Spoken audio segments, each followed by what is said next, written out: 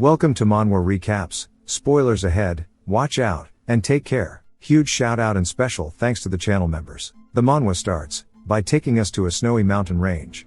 We hear a man calling someone a fool, asking if he really thought he could escape the inescapable encirclement. Then, they ask him where the ancient relic is. The man starts to laugh and calls them idiots as we see both of his arms have been cut off, and he asks if they really thought he would tell them. The men start to get pissed, but one of them maintains his cool, saying they need to contact the main squad first, and they start radioing on some crystal, saying they have the Northern Phantom and to confirm their coordinates. He says that he's so damn persistent, and he can't believe that he's still hanging in there, even though both of his arms have been severed.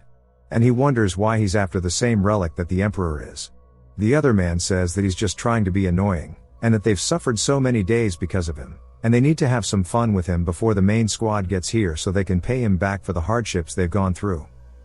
We see the man planning something, and as they keep yapping, they tell him to brace himself as they're going to torture him now. And to decide on who gets to start, they flip a coin. As it launches into the air, the Northern Phantom then bites onto one of his arms, forcibly reattaching it, and he says that he will not let this end with him not being able to do anything. And we finally learn his name is Zeke Draker, and he is the Draker household's first failed awakener. He says because he was born into the great Dragonslayer household with a body that cannot use aura, he failed to awaken, which should have been a given for a Draker, and he was treated as trash and chased out of his household, which is why he did everything he could to become stronger in order to survive. And someone once said that if all you pursue is strength, then you'll have nothing in the end, as we see him charging forward with his sword in hand. As the coin finally starts to land back in the man's hand, he slowly reveals it to show that it's heads, and on cue, Buddy loses his head. As Zeke has dashed past him, cutting it off. Zeke says he always hated that saying because that is only bullshit said by those who are strong. He then turns, glaring at the other man, and dashes forward, cutting his sword in half and slicing him down the chest. And he says that those who are weak will be trampled on by the strong, and what belongs to them will also be stolen, and that is the truth of the world.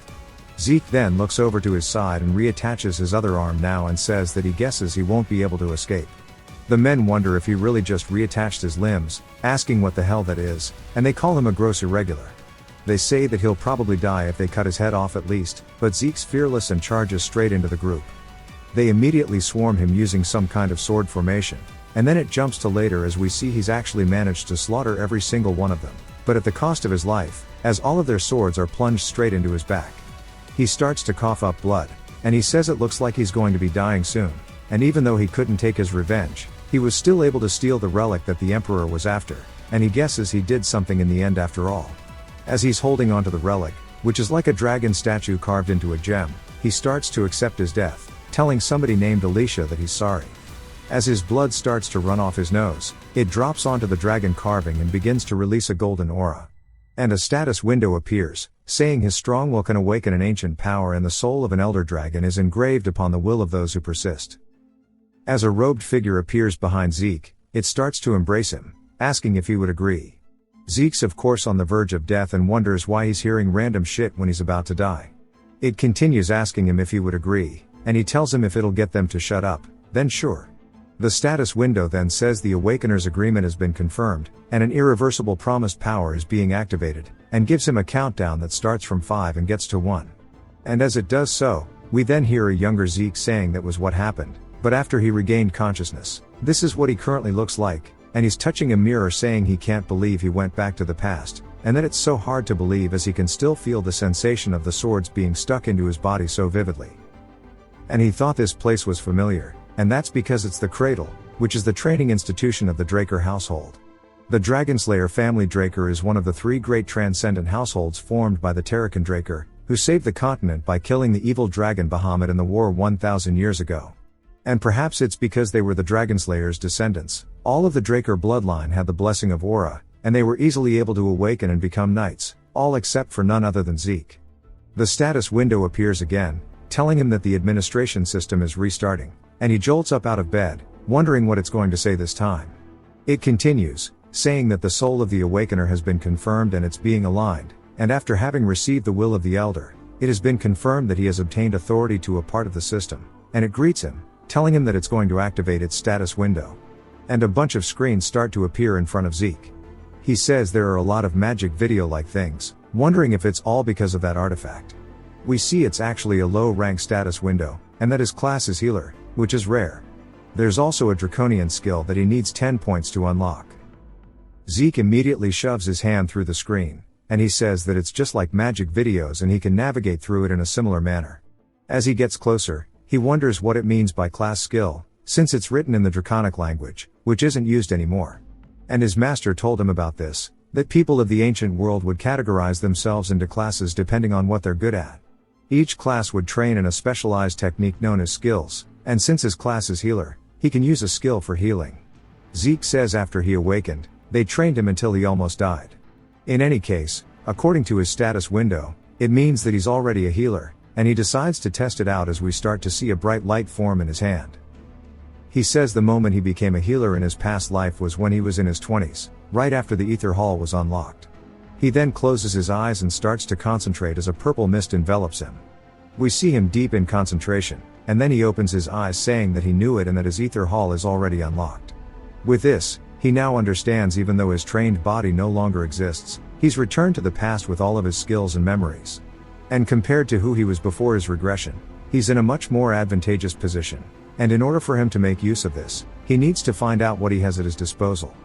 Someone then knocks on the door, asking if they can enter, which startles Zeke, and the voice continues, saying it's useless to act like he's not there. And he starts to wonder how he can even turn the screen off, and he hasn't read it yet. The man then says he's entering, and Zeke yells to wait, but the man does not, and enters, saying that he can't believe he's not prepared yet, asking what he's thinking. And we are introduced to Zeke's exclusive servant named Decker. Zeke asks prepared for what, and he realizes that Decker can't see the status window, saying that's a relief. Decker then starts to send out an ominous aura, asking if he's seriously asking where they are about to go.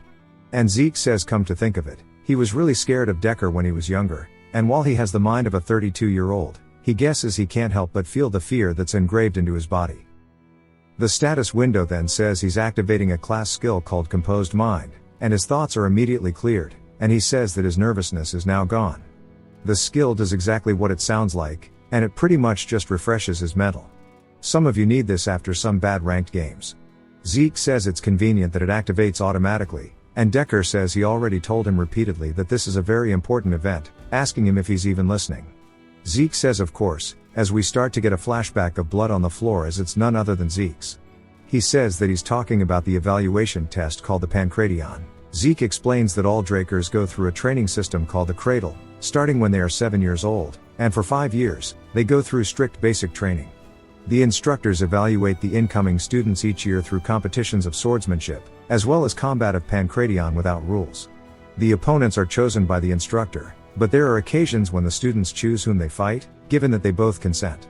As there are no rules, there are people who come out of the fights with injuries, or even worse, those who don't make it out at all. But, because this competition is what chooses the class the students are placed into within the academy, the children had no choice but to fight with all they had. We hear their instructor telling them that, as they know, today is the day of the pankration, and he assumes they're all aware that this is the last part of their evaluation. They all shout, "Yes, sir," and he says they all seem to be in high spirits. We are introduced to the head instructor named Panmark. He says, since they seem ready, they're gonna start right away. And again, the students shout, "Yes, sir." Except, some of them are side-eyeing Zeke, saying that he's here again, even though last year he went through such a bad humiliation, and if they were him, they would have run away. They wonder how he's part of the direct bloodline. The entire time, Zeke can just hear all of them. Panmark calls up 2 students named Aaron and Goder to come up, and then we see them squaring off with one another. While he raises his hand to the air, he waves it down, telling them to begin. One of the students takes the initiative, charging in before, throwing a punch towards the other, who is smirking as he immediately counters with a kick to the chin. Zeke yawns, saying that the fight is already over, and that's what happens when you don't get into the proper defense position. Aaron wins the fight, and Zeke says that he thinks he used to be definitely afraid of this when he was a kid, but these guys are nothing. A student on the other side of the bleacher spots Zeke yawning. He starts to laugh while cracking his knuckles. It's finally Zeke's turn as Panmark asks him and his opponent, Leon, if they are ready. This was the guy eyeballing him. Zeke says that his opponent just had to be Leon, and Leon says that he can't believe he's back here again, and he guesses he didn't get enough of his attention last year. Zeke says he doesn't really care, and he starts to recall the last pankration when we saw him bleeding, which was none other than because Leon bodied him. Zeke says that he's been his opponent every year, and he's sure he's pulled strings behind the scenes, and he never complained because their household believes that he'd have to overcome dirty tricks in order to become a true Dragonslayer. And he wonders why someone so trashy had to be his cousin. He says in his past life, the 4 siblings of the direct bloodline never had the chance to meet, and there were more than a dozen cousins who were more than willing to bully him. Leon says that he has to give it to him, and it's really brave of him to come out here after what happened last time, or maybe he just didn't learn his lesson because he's so stupid. Zeke's composed mind skill activates, and he says it's been a while since he had to listen to such childish insults, and tells him that he's not going to be nice if he calls him that again. Leon asks what he's going to do, putting his hand on his head, calling him an inferior piece of shit. Immediately, Leon is sent flying from none other than Zeke's punch as he activated a skill called Critical Strike. And it gives him the warning that if he doesn't land the hit, then he can be countered. Leon starts screaming about his face while holding onto it, while Zeke looks down at his hand, saying that he only meant to knock him out, but the skill got activated when he punched like usual, as we see his ether hull enveloping his hand. Panmark immediately asks him what he's doing, saying that he attacked before he announced the start. Zeke sighs, asking who's going to wait for that on the battlefield, and the ones to hit first have the advantage, while smiling menacingly. Panmark immediately gets cold sweats, wondering what kind of bloodlust that is. Leon tells him that he's fine. But Panmark doesn't really know if that's the case, because when he looks down, Leon's pooling blood onto the floor. He tells him to continue with the fight, as he's going to make sure that Trash knows his place. And we see him bleeding out of the nose. What a crybaby. Zeke says that he thinks he's the one that's too stupid to learn his lesson, and Panmark tells him to get ready, and then waves his hand, telling him to begin. Leon starts to dash in. And he actually starts to just eat the attacks, saying that, at first, he was scared because of the initial punch, but his fists don't hurt at all. And if he just puts up his guard, he's no threat to him. What he does have to be careful of is his left-hand counter. As Zeke comes in with it, Leon ducks underneath, grabbing onto his inner knee and back, telling him that it was too obvious. And then he immediately starts to topple him over, telling him that he's about to teach him his lesson. But then we see Leon take a devastating blow. While Panmark wonders what he just witnessed, as he's seeing Leon shaking hella bad, he looks at Zeke on the floor, speechless, saying that there's no way. And that the combat IQ on this kid is insane. The moment Leon dodged the counterattack and tried to take him down, he thought that Leon was going to win. However, Zeke immediately kneed Leon's chin and got out of his grasp. That's on Leon for letting his guard down, thinking that he had him. But Zeke maintaining his composure is crazy. He wonders if this is really the same Zeke Draker that everybody else knows. Leon starts getting a gut-wrenching feeling in his stomach, wondering why he's unable to do anything. He says he needs to create distance before he can even backpedal. Zeke comes in with a thigh kick. As Leon starts to lose his balance, he wonders how he's so strong when his frame is so small. But he manages to stomp his foot, keeping himself upright, and starts to come in with a punch. Meanwhile, Zeke's just happy he was able to control his strength that time, and another skill activates called Heightened Senses, which does exactly what it sounds like. And as Leon's punch comes close, Zeke starts to see it in slow motion and dodges it. He says that this is a familiar feeling. And now that he's got used to controlling his ether, we get a metaphor of, as if he was fabric weaving around Leon's hand. Zeke immediately prepares him for a throw, slamming him straight into the ground, using his own momentum against him, shattering the arena. Panmark and the other students are all standing in disbelief, wondering what the hell that was. But Zeke continues by using another skill called Precise Stab, elbowing Leon in the chest. We see it crack his sternum as the skill stabs the weak point of the enemy for critical damage. Zeke then raises his hand, saying that even an idiot like him needs to learn his lesson, as he starts to imbue aura into it. Leon faintly gets the word stop out, but Zeke doesn't as he hits him in the face over and over and over as everybody watches in complete fear. Until he stands up with blood all over his hands, and Leon. He tells them that this is the consequence of fucking around and finding out. Then he says his head feels a lot better now that he's sweated a bit, and he can recognize some of the people here. He tells them to stop just staring, and to come down here if they have something to say to him. One of the students starts to laugh while standing up, saying he chooses Zeke as his opponent because he's got something to say. Zeke recognizes him as Jaqen Verdek, another one of his cousins. Zeke tells him that's fine, but he alone is too boring, and he calls out to Jaqen's servant named Liam Stone, telling him to join him as well, as he thinks that'll make it a fair fight.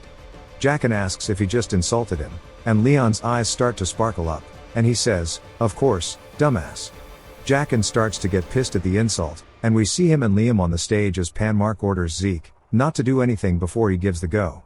But Zeke's smiling, saying it's interesting to see him again, and in the future Liam is actually called the Mercenary King.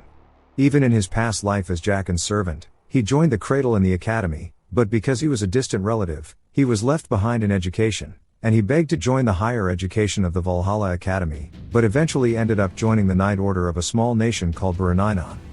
But once Buraninon fell, he ended up becoming a mercenary, but in chaotic times people flocked to the strong. With his long tenure as a mercenary, he became a Red Knight and started his own Stone Mercenaries. He united the 3 largest mercenary groups and was soon called the Mercenary King. As the Empire hired the Stone Mercenaries, Liam entered the Continental Wars, and Zeke along with the Northerners faced Liam as a foe, though it's going to be much different this time. As soon as Panmark says start, Jackin tries a surprise attack, which seems very powerful, but he's surprised as Zeke says he told him a minute ago to come at him together as he's caught his fist. Jackin asks if he really thinks he'll just play along with his cheap tricks. With an overhead kick, he immediately feels pain in his legs and creates a little bit of distance.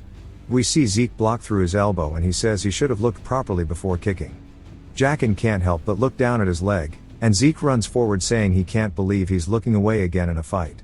He then imbues his fist with aura and Jackin puts his hands up to block it. Zeke mocks him saying he seems a little too scared as he then goes for a low kick where he injured him earlier saying he couldn't even predict that feint. This is why he told him to come together and immediately after he kicks, he returns to the outside hitting Jackin with a punch, which causes him to spit up blood. As he starts to fall over, Zeke tells him he's not enough. Jackin then calls out for Liam, telling him to kill this asshole. We see him across the arena while Jackin squirms on the floor. Liam then starts to take his hands out of his pockets and Zeke asks how the hell this is a 12-year-old when he's built like that. The most annoying thing about this fight is going to be his reach. He won't be able to do anything if he lets him attack first. As Liam stretches his hand backwards, Zeke immediately charges in.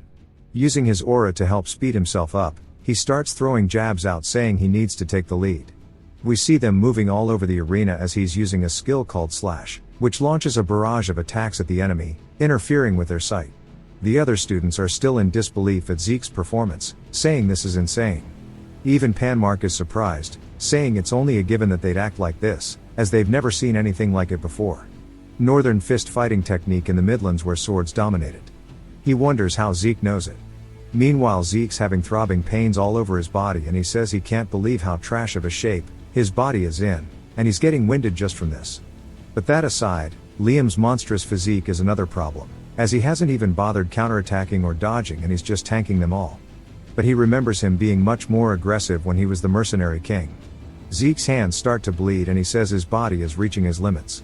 And now that he understands Liam's strength, he'll take him down through his guard as he starts to charge up a powerful attack.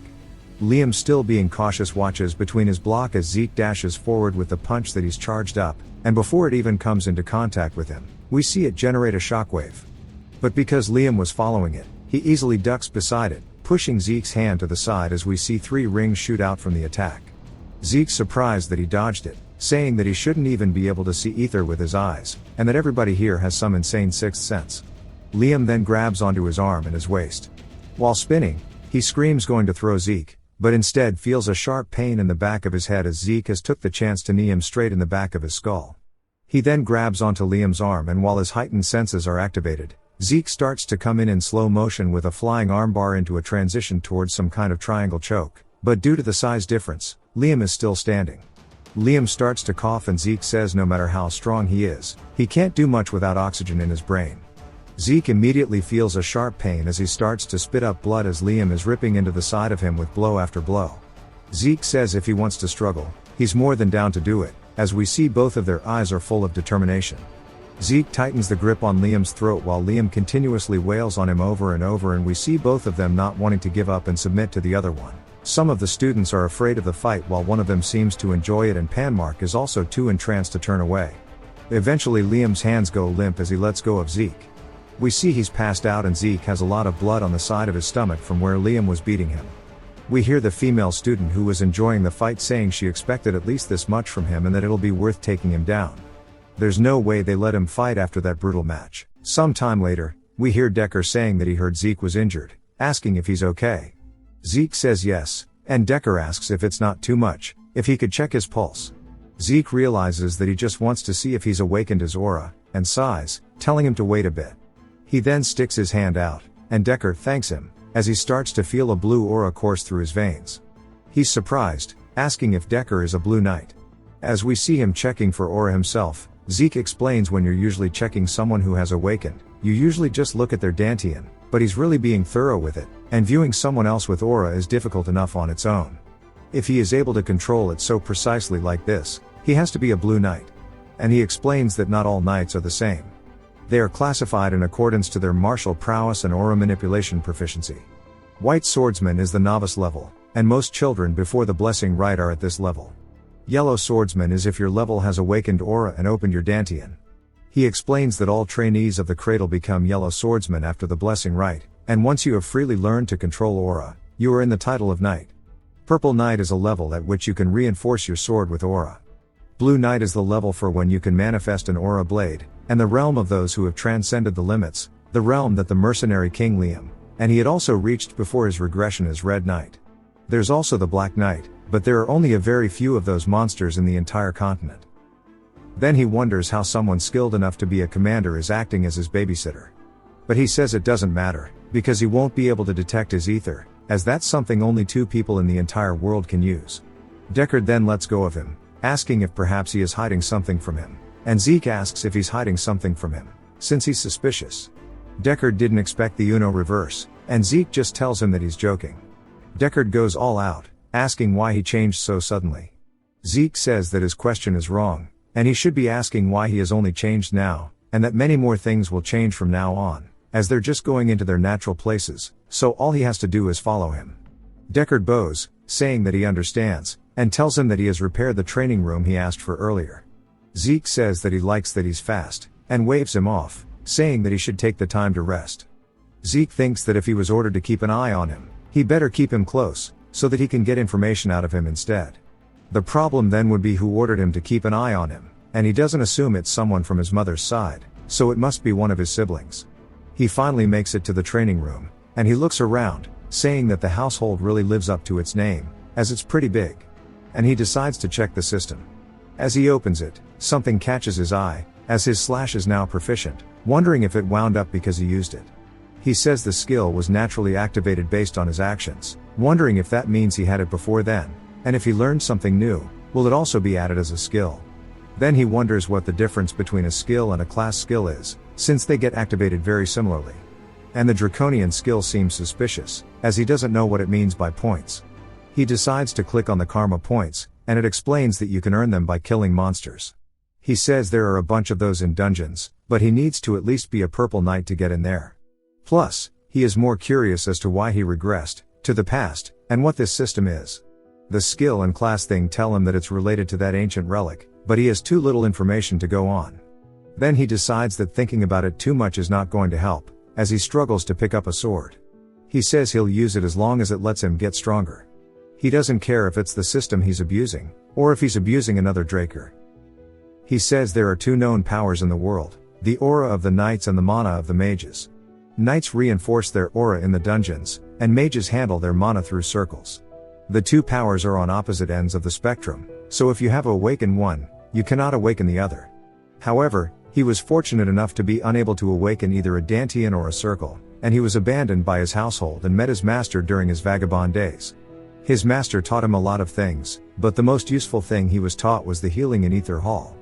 Through the Ether Hall, which his master developed, he was able to handle the energy of nature, and only he and his master are the only ether users in the entirety of the world, as we see him giving his all, practicing his swing. After a couple hours, his hands are now bleeding, and he says that he feels like he's about to collapse, and that it should be okay to stop here. But then his class skill healing activates, and another one called Vigor Recovery, as his entire body starts to repair itself from the training he just did. He explains that healing is a very rare skill that he did not even know existed until before he met his master. If he were to use it in front of other people, they would treat him as an irregular, which is why he was unable to use it during his fight against Liam. He had to hurry to heal himself as soon as he got back to his room, and now that he's recovered, He'll continue training again. This is why healing is op, train heal repeat. It then starts to get dark out, and we see him sighing, saying that it's already dinner time. He wonders what he's meant to say to Decker, as he has left marks all over the training area, and then jumps to a whole week later at the Cradle cafeteria. Some of the people are gossiping about Zeke and how he's changed so much, and they suggest that he might have learned black magic, while other students are saying they hope he keeps humbling the people at the top. Inside of a different room in the cafeteria, we see a whole noble feast laid out, as somebody is going to town on the food, and they're getting to eat steak while the rest were eating much less luxurious meals. It was his cousin who was staring at him in his fight with Liam, Raina Turin. We see there's actually even more people there, and one of the students says that they might not have an appetite, but they better eat up, as he needs the energy for the swordsmanship duel. This kid's name is Owen, and we see he's talking to none other than Leon, who asks if he's trying to piss him off. Owen says that he was just being nice, but he guesses his inferiority complex is just that bad. Leon stands up pissed, smacking the table, causing Raina to drop her steak, and then she glares at him for interrupting her meal. Leon starts to sweat nervously, and we see Jack in there as well, asking what the plan is for them to do, as they all need to deal with Zeke. Owen says the fight was savage, but also impressive, however he'll be pathetic when it comes to swordsmanship, asking what he can do when he is barely even able to hold up his sword. Leon starts kiss-assing, saying that he had to get a custom sword because the other ones were too heavy, and it doesn't make sense that he'd lose to somebody so inferior, and he's sure they saw it too, that he only won because it was luck. Raina seems annoyed that he's saying it was a fluke, and Leon can't even lift his head up to look at her. She tells him that if he really believes that, then he has no right to be a knight of the Draker household as she walks away from the table. Zeke explains that a sword duel, unlike a pankration, uses real swords, and it is the cause of most incidents within the cradle. It is also where the difference between the cadet skills is most glaringly shown. And, a month after the current final exams, the blessing rite will commence, the event where the Drakers awaken their aura. Panmark then tells Zeke to step up as we see Zeke carrying the sword on his shoulder. Everybody laughs, asking what's with that comically sized sword, asking if he's trying to pretend to be stronger than he is. We then hear Raina call out to him, and when he looks up, we see her walking up the other side of the platform. And, they meet up in the middle. She says that she specifically chose him as her opponent. He tells her that that was a good choice, and he's more than happy to accept her challenge. She says that he's lifting his claymore so easily, and now that she's facing him, she can tell that this isn't the Zeke she knew, the one who could barely hold a sword. She wonders if it's because he grew larger, saying his aura seems intimidating, but she immediately tells herself to snap out of it, as she can't have that happen before the duel begins. As she challenged him full of confidence, Zeke says just like how he's always done, he'll try his best, but a duel against the Lightning Knight is quite nerve-wracking. He explains that Raina, also known as the Lightning Knight, was one of the knights who made a name for herself during the Continental Wars. She was also noted to be one of the greatest of the next generation of Drakers. She was the one who awakened her aura even before she went through the blessing rite, and she must have awakened it a few years ago. But, she hasn't used it yet in Cradle, saying she wants to improve her fundamentals. Panmark then tells them to get ready as he waves his hand down, signaling the start of the duel. Raina immediately comes in with a thrust. But, because it gets parried, she quickly goes to the outside of Zeke, charging back in now that she's got the upper hand. She thrusts forward again. This time Zeke can't parry it and instead has to block it with his sword, which sends him flying across the arena. He manages to halt his momentum by leaning forward, but still, now there's quite a distance between them, and he realizes that she is better than he expected. But, it's still not enough. Raina comes in, and everybody starts yelling, saying she has to stop toying with him. Jaqen asks if that dude is an idiot, asking if he really thinks Raina is toying with him. Now that Zeke understands her style, we see him deflecting her sword again. Raina says while narrow, she can sense gaps. However, no matter how quickly she moves, Zeke's sword meets hers as if he's applauding her for the attempt. Right after, another gap opens, and it's almost as if he is training her in the middle of their duel, trying to teach her how to optimize her swordsmanship. They clash again, creating sparks, and this time Raina decides to distance herself from him as we see she's gassed out. Zeke sighs, saying that this is how the Lightning Knight fought back when she was in Cradle, and her sword is honest, but it's expected from someone who is obsessed with the fundamentals. But, that is what's holding her back, and he decides that he's going to try to help her break out of her shell as he gets into a low stance. She wonders what he's about to do, saying that the only action he has from that is to close the gap. Her speed is nothing to laugh at, as she tells Zeke to do his best. But, he's already closed the gap while she was internally monologuing, and he comes for a downward strike, which causes her to step to the side. She says as long as there's distance between them, reacting to his movements is possible. Zeke then starts to dig into the arena, and he swipes forward, causing Raina to backpedal and avoid it. That's just as he expected because this is part of his plan, as the debris from the arena hits her straight in the face, catching her off guard.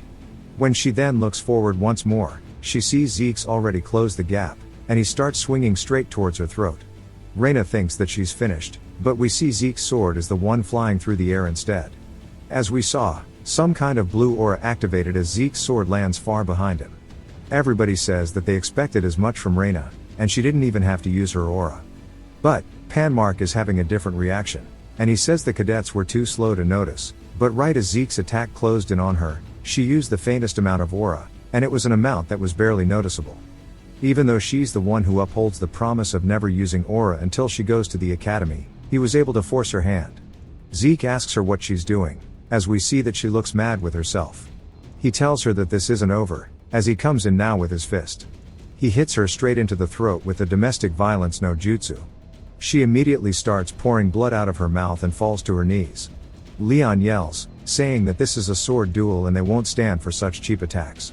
Everybody else starts dogpiling on him, saying that they can't believe a knight abandoned his sword and that this is definitely Raina's victory. They start shaming him. Bro doesn't care, he won. Raina starts to struggle to stand up, and Zeke asks if she wants to continue. She says that she hasn't lost yet, and he only struck her because she let her guard down. She then realizes what she just said and stops inhaling the copium, saying if it was a dagger and not his bare fist, she definitely would have died. She sets aside her pride and tells him that she lost. Owen and the rest are surprised by this, because Zeke was human scum just a couple weeks ago. He has achieved victory against one of the most talented children among the famed houses. Zeke walks off the stage with Panmark yelling his name. It then jumps to a castle as below it the city is set ablaze, and the knights are dealing with some kind of massacre, throwing bodies over the edge into a pit full of corpses. Inside of the castle, a man asks another one named Abel how he's drinking tea in this situation and tells him that the bastard Zeke defeated Raina.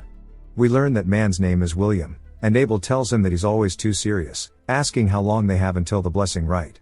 William says they have until the next full moon. Abel stands up and walks out as we see there's blood everywhere in this office as well, saying that it looks like this is the right moment to pay the family a visit. William asks if he's going out there by himself. Abel says that it has piqued his curiosity, and he's interested in knowing what kind of awakening their youngest is going to go through. Although Zeke's victory left the entirety of the cradle in shock, he simply returned to the training facility and resumed practicing. Then, a whole month later, on the day of the blessing rite, we hear Zeke sighing, saying he really doesn't understand how he managed to become a red knight with such a shitty body in his past life.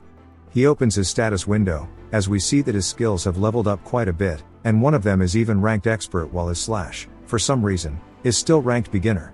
Zeke kindly explains, saying whenever his skill mastery surpasses the expert level, the skill ranks up, the mastery resets. He even managed to raise his mastery of swift steps, the skill he gained during the duel. He then asks Decker what he wants, and Decker tells him they're going to leave in 2 hours. Zeke says that he'll join soon, so to get everything ready. 2 hours later, we see Zeke riding away on a carriage with Decker, saying it's been a while since he's been to the main estate. It belongs to the Draker family and is situated within the Duchy of Troy. Although the family's main residence is located in the heart of the continent, at the Four Seasons Fortress in Midland, the blessing rite must be held at the main estate where the legend of the Dragonslayer started. The carriage comes to a stop sometime later. As Zeke exits, we are introduced to the Dragon's Nest Lair, the main estate of the Draker family. Panmark then yells, telling all the cadets to stand at attention. Zeke looks around, saying he's never realized it before, but all the onlookers are famous people that you hear about in the news. He's sure that his family has also sent informants to keep an eye on him, and whatever their intentions are, once they see him fail the awakening, he's sure they'll just ignore him. But then, he makes a face that looks really annoyed, and he starts to ask why that bastard is here, clenching his fist. We hear Abel greeting somebody, as they ask if he's interested in any of them, and he says no, but he has other reasons. It just so happens that his adorable younger brother is here. And this is the second son of the Draker family, the Lion's Blade, Abel Draker. He makes eye contact with Zeke, who says that even though he has the nickname of the Lion's Blade, it's much more fitting to call him the Butchering Knight.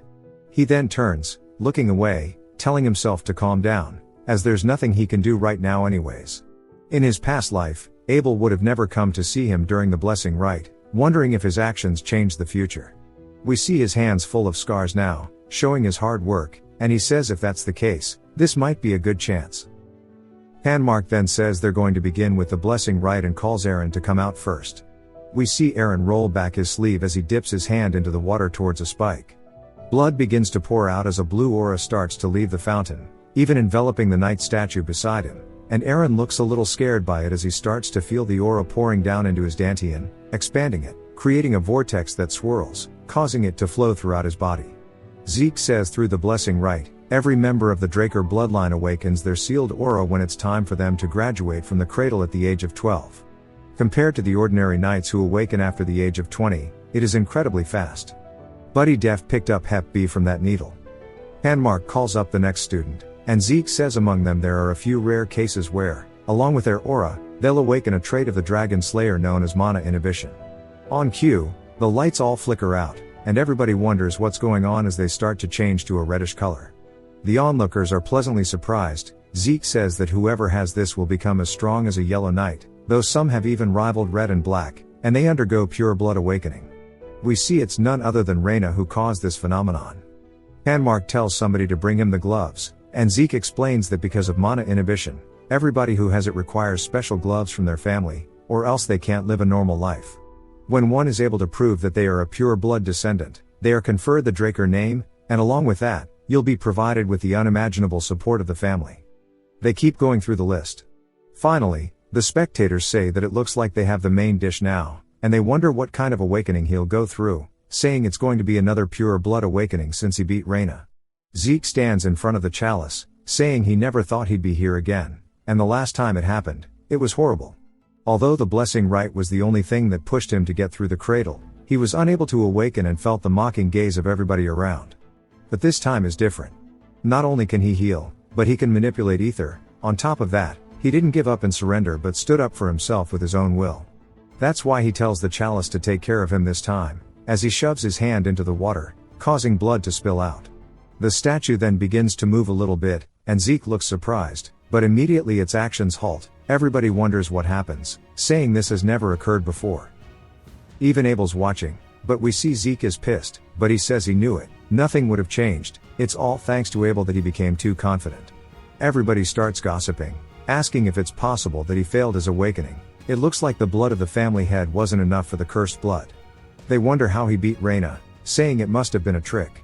And Zeke says that these people never change, but it doesn't matter, there are plenty of ways to get stronger other than awakenings.